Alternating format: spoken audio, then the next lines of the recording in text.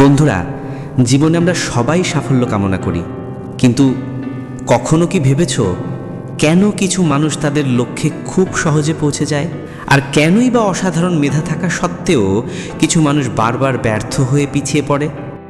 হয়তো তোমারও জীবনে এমনটা হয়েছে। হয়তো তুমিও বারবার চেষ্টা করেও কিছুতেই মন বসাতে পারোনি, বারবার ব্যর্থ হয়েছ। আজ আমি তোমাদের ঠিক সেই সমস্যার সমাধান লুকিয়ে থাকা এক গল্প শোনাবো।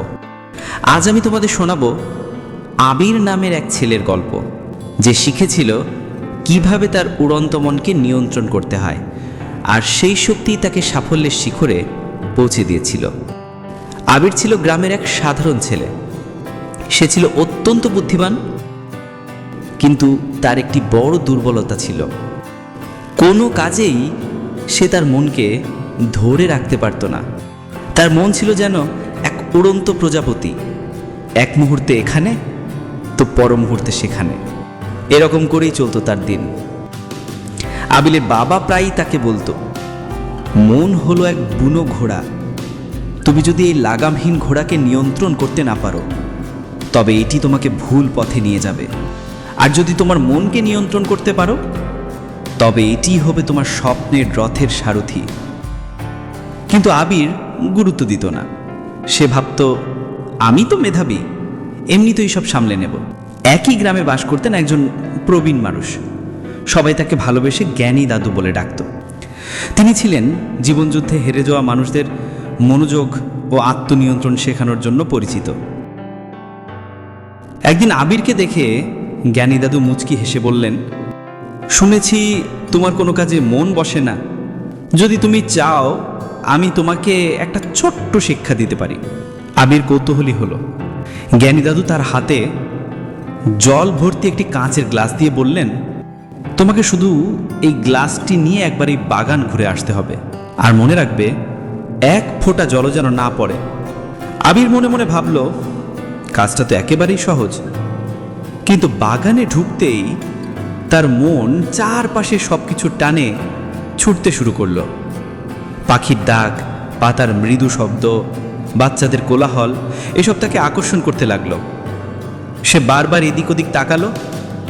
জল ভর্তি গ্লাসের প্রতি তার কোনো মনোযোগ ছিল না, আর তাতেই তার হাত কেঁপে গ্লাস থেকে টলমল করে জল পড়তে লাগলো।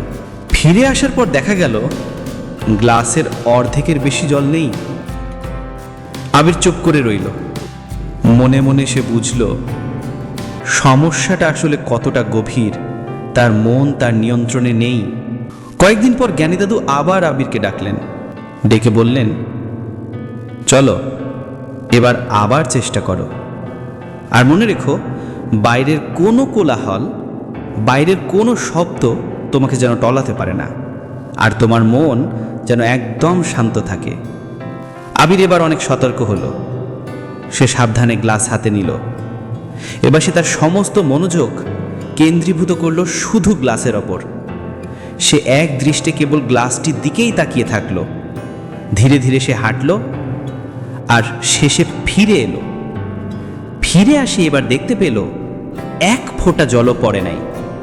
জ্ঞানী দাদু খুশি হয়ে হেসে বললেন, বাহ, এবার তুমি বুঝেছ, মন যদি শক্ত আর শৃঙ্খলাবদ্ধ হয়, বাইরের কোনো কোলাহল, বাইরের কোনো শব্দ তোমাকে টলাতে পারবে না। সেদিন থেকে আবির তার মনকে নিয়ন্ত্রণ করার অভ্যাস শুরু করলো। ছোট ছোট অভ্যাসে সে তার মনকে প্রশিক্ষণ দিতে লাগলো। মন যেন আর আমার নিয়ন্ত্রণের বাইরে যেতে না পারে। কয়েক মাস পর আবির এক জাতীয় প্রতিযোগিতায় অংশ নিল। পরীক্ষার হলে অনেকেই চাপে ভেঙে পড়ল, কিন্তু আবির শান্তভাবে গভীর মনোযোগে একের পর এক প্রশ্নের সমাধান করল। মনে মনে তার মাথায় ভেসে উঠছিল দাদু সেই কথা, মনোযোগই আসল শক্তি।